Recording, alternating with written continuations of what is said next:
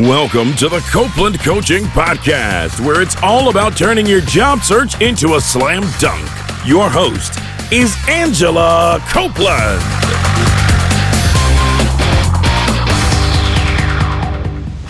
Welcome to the Copeland Coaching Podcast. I'm your host, Angela Copeland.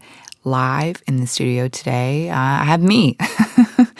Today's show is going to be a little bit of a different format than usual. Instead of interviewing a guest, I want to share with you some sort of behind the scenes of a project that I've been working on for a few months now. And I want to share first that I have a special announcement, which is that I was recently invited to give a TED Talk in Columbus, Ohio, which is a little ways away from here in Memphis where I record. It was at a TED event called TEDxWorthingon, and I hope you've gotten a chance to see the talk. If you haven't, I really encourage you to go out and check it out. It's on the TEDx YouTube channel, and there's links to it on my website. I'll put links in the show notes, but as you probably know, TED Talk is about 15 minutes long, not very long, and you can only kind of touch on things at a really high level. And I wanted to take a moment and kind of share with you, like I said, some behind the scenes information and be able to elaborate on a few things. And again, encourage you to go and check it out. And I hope you'll share it and like it. Really put a lot of work into it over a long period of time. So I hope you'll check it out. But anyway, if this is a new concept to you, if you haven't heard of a TED Talk before, I really encourage you to look at TED Talks in general. They're really fantastic, and they provide a lot of great educational information on all sorts of topics. TED actually stands for Technology, Entertainment, and Design. And their speakers are experts in all sorts of fields. Their slogan is actually "Ideas Worth Spreading," and again, it's a great place for ideas. I believe the TED website is actually just TED.org, but like I said, you should check out the talk on the TEDx YouTube channel, and there will be a link in the show notes. So anyway, about the talk that I did, the particular event, TEDxWorthingon, their theme was interference. And so everyone who spoke at the event, which was super fun and exciting, everyone who spoke talked about interference in some way in their life and how something had, been different than they were expecting. Things had sort of changed in a different direction. And for me, I was asked to come in and talk about my career and how my career maybe had not the most straightforward path, but still led to a really good place. And so I had a chance to really get into some detail about that, which was a huge honor to do. But before I go too far and jump all over the place into some detail, I think it would probably be best if I just take a moment and thank some of the folks that actually helped me to get prepared, because it's pretty incredible what goes on behind a TED Talk. I've gotten a lot of questions about, what's it like to get ready, and do you have a whole team? And pretty much the question is yes, you have a whole team. So I want to thank a few people very briefly. First, I want to thank the TEDxWorthingon folks for inviting me to participate and making me, part of your wonderful event. You have such a fantastic, special community there.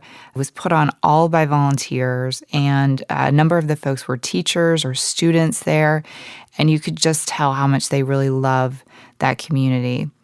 I also want to give a special thank you to Dirk for all of your support and for listening to my talk at least a couple of times a day across multiple states.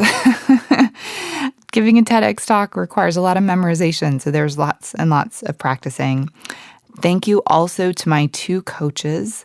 I worked with two wonderful coaches, Irene Christ, who's here in Memphis, and Roy Kaufman, who is in Portland, Oregon. I thank you both so much for all of your guidance, for meeting with me in person and on the phone. You just gave the most fantastic advice.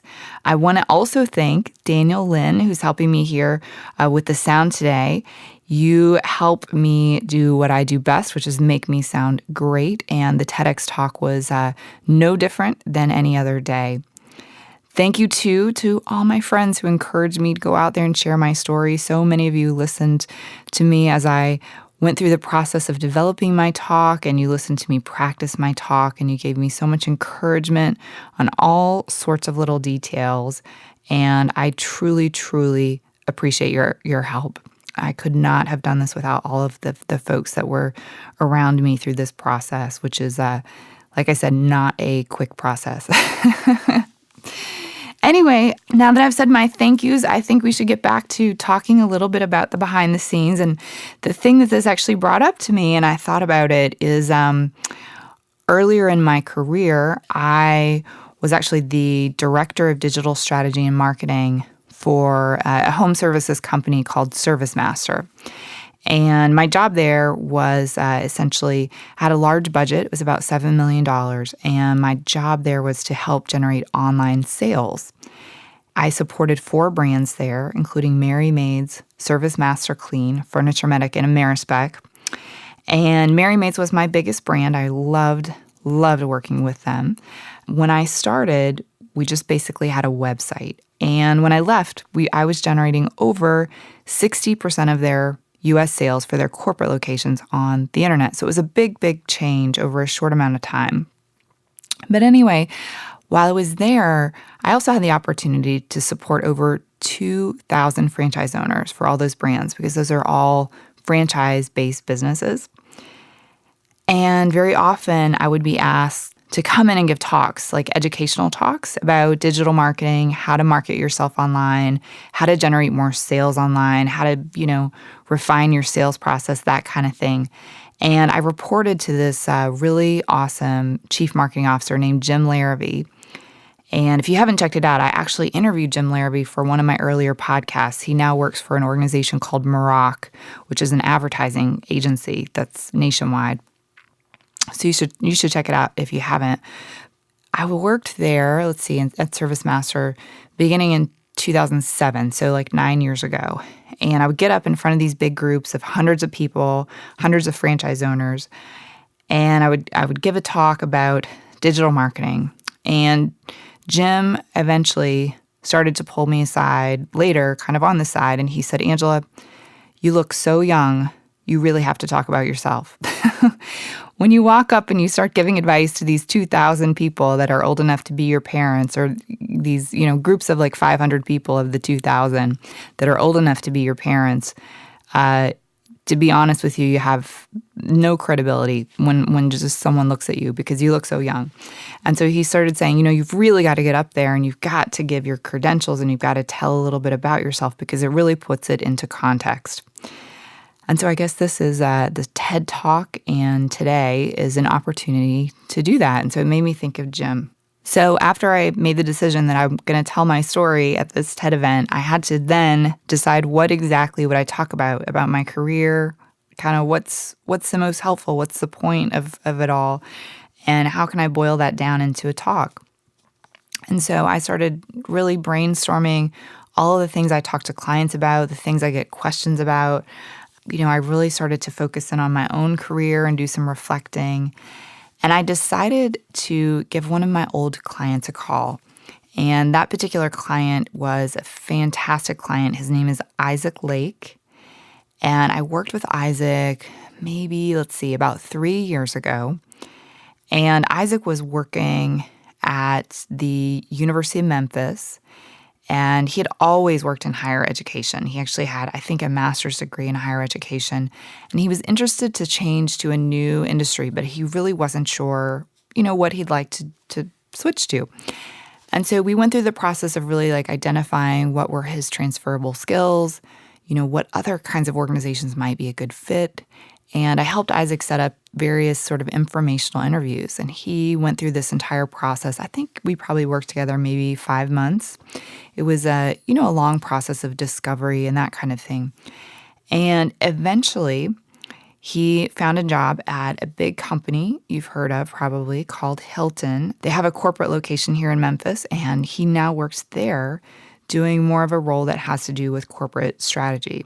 And so anyway, it was a job that he would have really never pictured himself in. And, we did a few different things. One was we helped to identify, like I said, his transferable skills.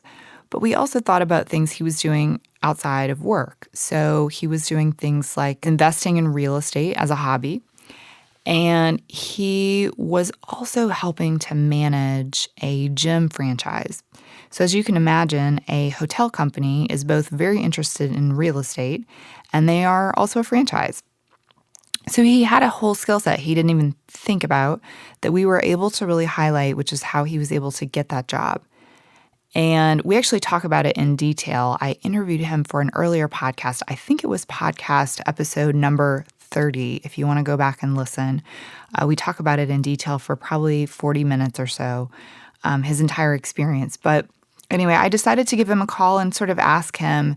I said, Isaac, we worked together for a while, and I know that things in your life really changed after we worked together. They changed for the better. And you talk about it a lot to people.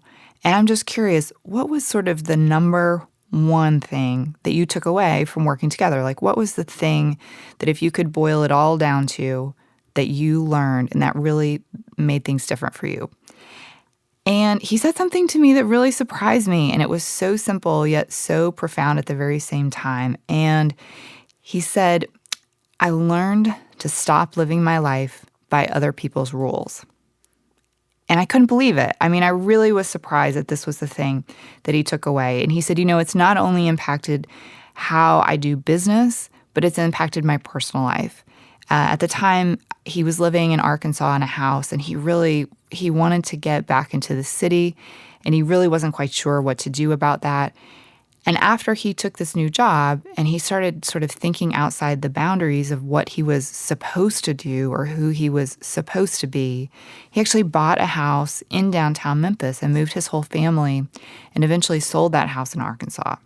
So it's not only that it impacted how he thinks about work and that he doesn't let people hold him back in that regard, but it also changed how he thinks about home life and his family and how things should be structured. And he just sort of let go of some of that baggage that we carry around with us. And so I have to tell you, it really hit me hard when he gave me this feedback because I didn't expect something so simple. But then I thought back about it and I realized that in my own life, that's actually how I live my own life. Even as a little child, I never really followed the rules that were set in front of me. And that may sound strange, but, growing up in Oklahoma, I was not necessarily expected to go to college. That was not a guarantee. I certainly was not encouraged to study math and science.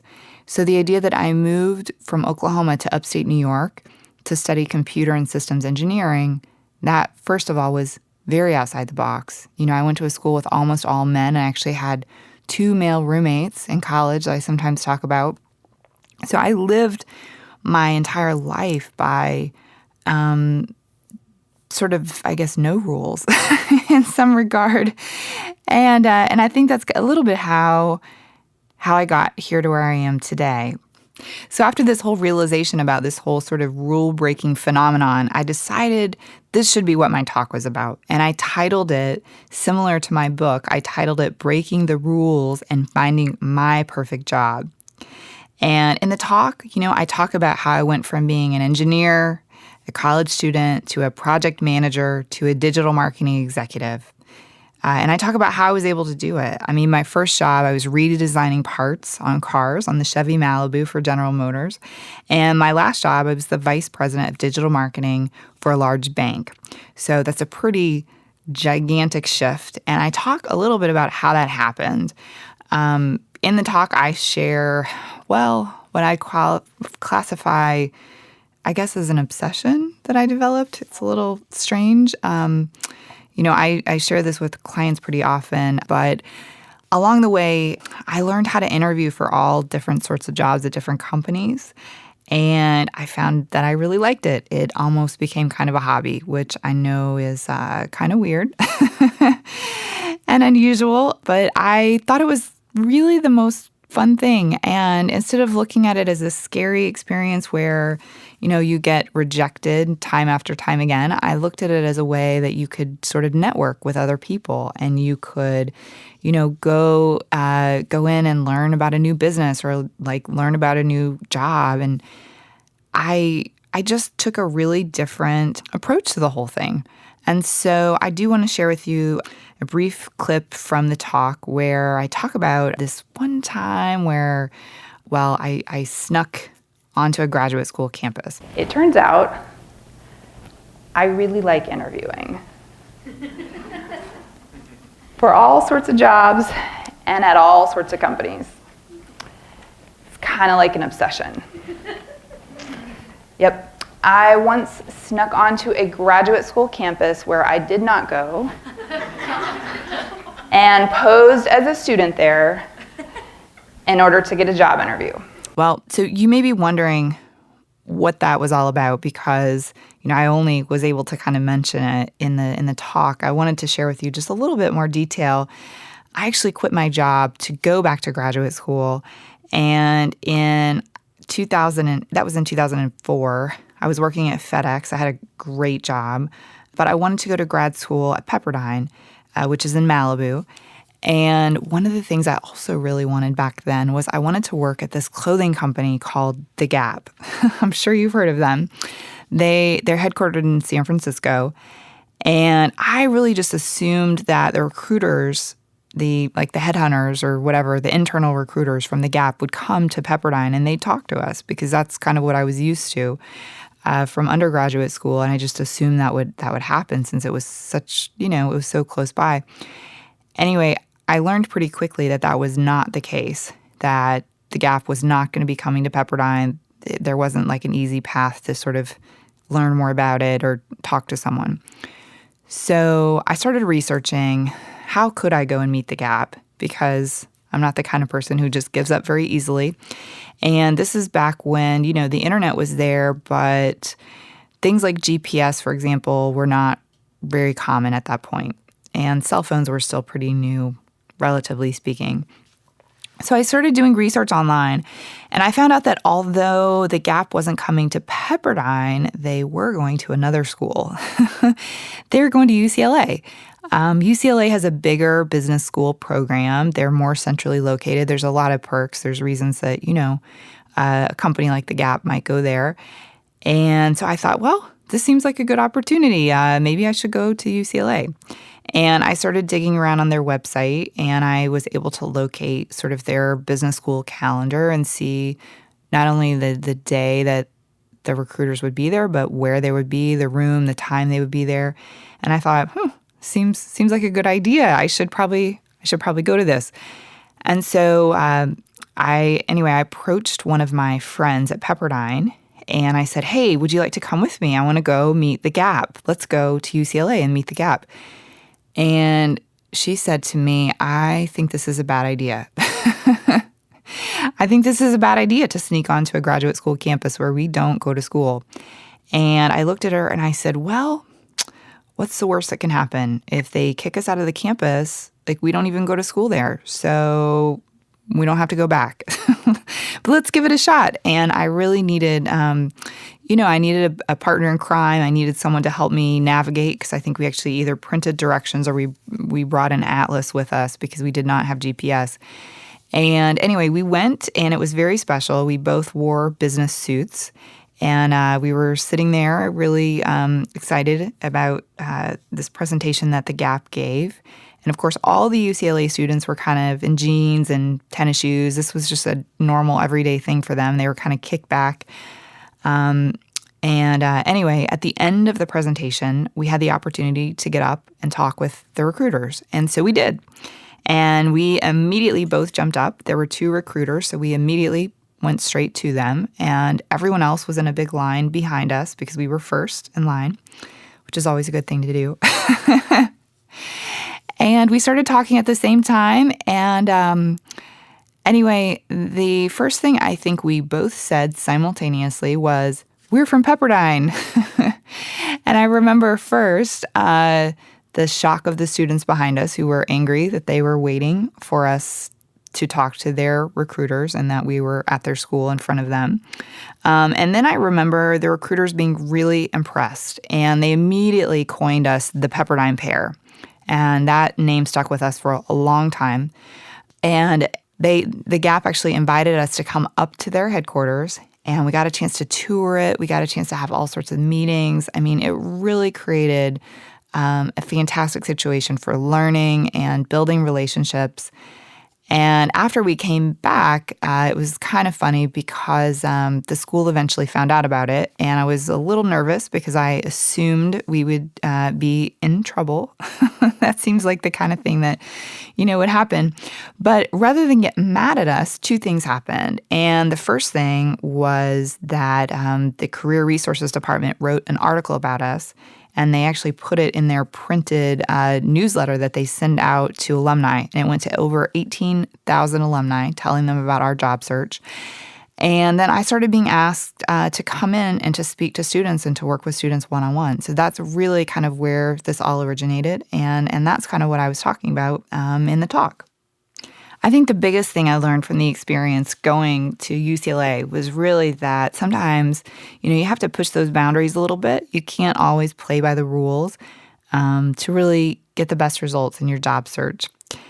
In my talk, I also talk about another job interview that I went on that was actually really scary. It was with FedEx, and I was totally underqualified for the job. So here's a clip so you can listen. I applied for a project management position at a little logistics company called FedEx. You might have heard of them.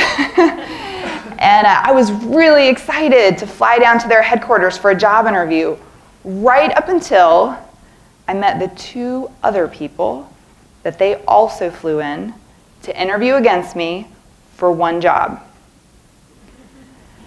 I remember meeting those people and feeling in total disbelief that a job interview could be structured this way. I mean, it was like Interview to the Death or some kind of weird gladiator movie. And since we have a few extra minutes to reflect today that we didn't have in the original talk, I wanted to share a little bit more detail. First of all, for those of you who've ever met with me, heard me talk about it, I often talk about my very first job. I worked on cars. I worked on the Chevy Malibu, like I mentioned.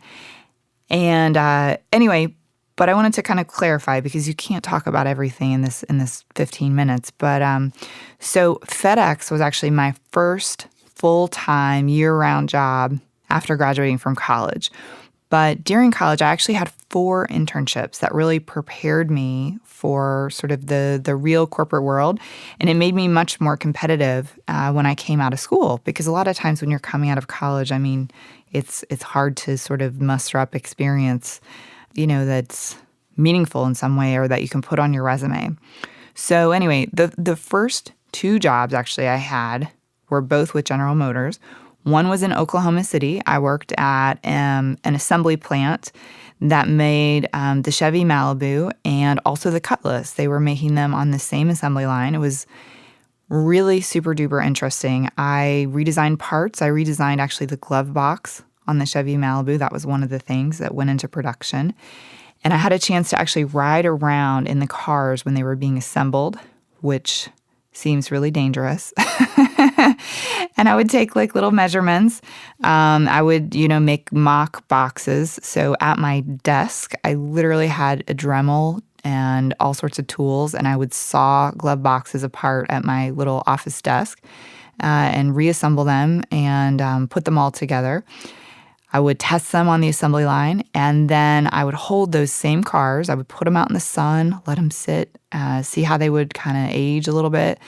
And then I would put those boxes in them, and they actually had a track in the back, which is called a squeak and rattle track. I would drive around to see if the glove box was quiet or if it moved around. So as you can imagine, this is a pretty amazing first job to have when you're 19 years old. It was really incredible, and it was also incredible that the box actually went into production. So it was my very, very first job. It was in Oklahoma City. And then the next summer, I was actually hired back again, and they brought me up to Detroit to work at their headquarters in Michigan. And I worked in 2 locations there. One was at the actual headquarters, and one was at what was a Saturn facility. And that was during the summer when they were actually retaking Saturn as a brand, like retaking it back. So because my background was computer engineering, I worked on a team with electrical engineers, which is really similar. And I was actually working on the wiring harnesses on various cars. So the wiring that is inside of different models, they were working to kind of make those standardized in order to save money.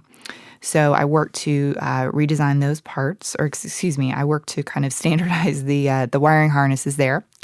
The next summer, I worked at Westinghouse, which is in Pittsburgh, Pennsylvania.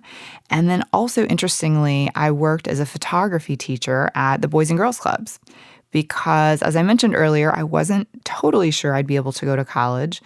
And so growing up, I taught myself photography as kind of an option that if the money was not available for college or if I was not able to figure out how to finance some college, I would be able to pay my rent. And I had been doing it, for a number of years. I think I first started developing photos when I was about 11, and when I was about 15, I got a darkroom.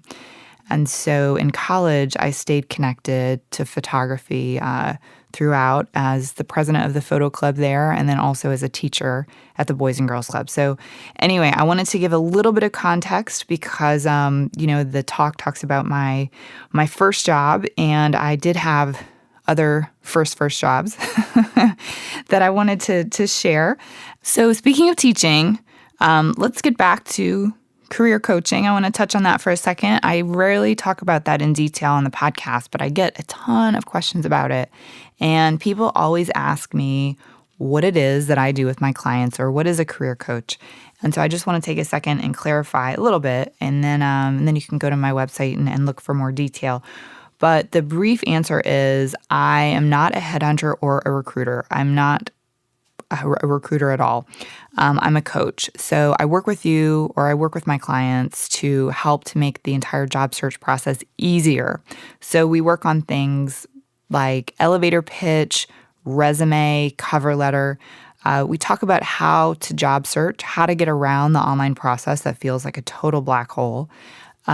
We talk about negotiation, which is probably my favorite topic. We talk about how to talk about money, how to ask for more money. And we also talk about things like networking and informational interviews.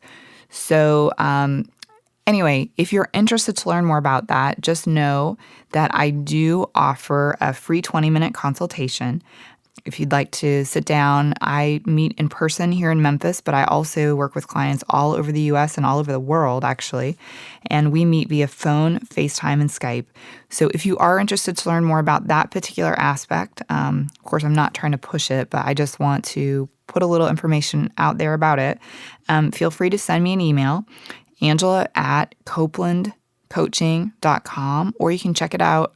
Check out my website. There's a lot of information there about what I do. It's www.CopelandCoaching.com. You probably already know that. But anyway, if you are interested in a consultation, let me know. Another question that I very frequently get is to tell people about my clients. Like, I'll get the question, well, do you work with technology clients, marketing clients? What do your clients have in common? What's sort of the common thread? What kinds of clients do you work with? And the easiest answer is the clients that I work with are going through a life change. And so it's not that they work in one industry, but they often work in one industry and they want to work in a different industry in the future. So like my example earlier with Isaac, he was working in higher education and he moved into the corporate world. So I work a lot with clients who are going through a change, and the change could be something really simple.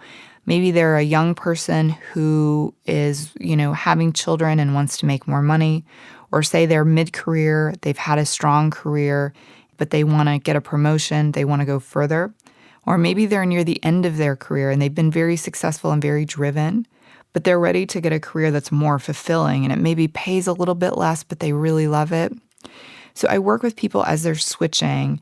We work on all those details I mentioned, but really on rebranding is kind of the bottom line is rebranding. And part of the reason that I think my background probably lends itself to this is that I have rebranded myself a number of times and interviewed for all different kinds of jobs at different companies. So anyway, again, if you're interested in learning more about my services, check out my website, send me an email. I'm happy to set up a time to talk with you. Anyway, now that I've mentioned that, let's go back for a second to the talk. And I just want to talk about negotiation for just a moment. Negotiation is my very favorite topic. And it's really amazing because negotiation is so uncomfortable that a lot of people avoid it. But imagine that you could make, let's say, $10,000 in 5 minutes. And if I told you could make $10,000 in 5 minutes, what would you say? You'd say, absolutely, I would absolutely do it, whatever it takes. Well, a lot of times with negotiation for your job, that's all that it takes is 5 minutes. And it's an uncomfortable 5 minutes, but it's not that uncomfortable. I mean, it's not like as uncomfortable as getting your tooth pulled or something. So anyway, I want to give you a quick snapshot from the talk again, where I share a little bit about negotiation and why it's important. If you stay at a job for too long, your future hiring manager may wonder if your skill set is out of date or if you're not very ambitious. In fact, there have even been studies that have shown that those who stay at jobs for too long will likely make less over the course of their career. Forbes estimates this number to be 50% less. 50%. But if you think about it logically, it makes sense. Because if you stay at one company, you'll get a raise of just about 2 or 3% each year. But if you switch companies, you get to renegotiate from scratch. And you can go up 10%, 20%, or even 50% in just one switch. I can personally attest to this. Twice, I've negotiated up my own salary over 50%, and once, I've doubled my salary. This is a great incentive to never stop looking for a job. I really hope that you'll watch the talk. I hope you'll enjoy it. I worked very hard on it. I hope you'll give me the thumbs up on YouTube, and I really hope you'll share it with friends. And I also hope this solo conversation has been helpful to you. I normally interview someone, but today we're just doing one-on-one, and it's just me and you, and I hope you've enjoyed it. Thank you for listening. Thanks to everybody who sends me questions between the podcasts. You can send me your questions to Angela@CopelandCoaching.com. You can also send me your questions via Twitter. I'm at Copeland Coach, and on Facebook, I'm Copeland Coaching. Please don't forget to help me out. Subscribe on iTunes and leave me a review. Thank you for listening to the Copeland Coaching Podcast today with your host, Angela Copeland. Tune in next time to get more great tips on turning your job search into a slam dunk.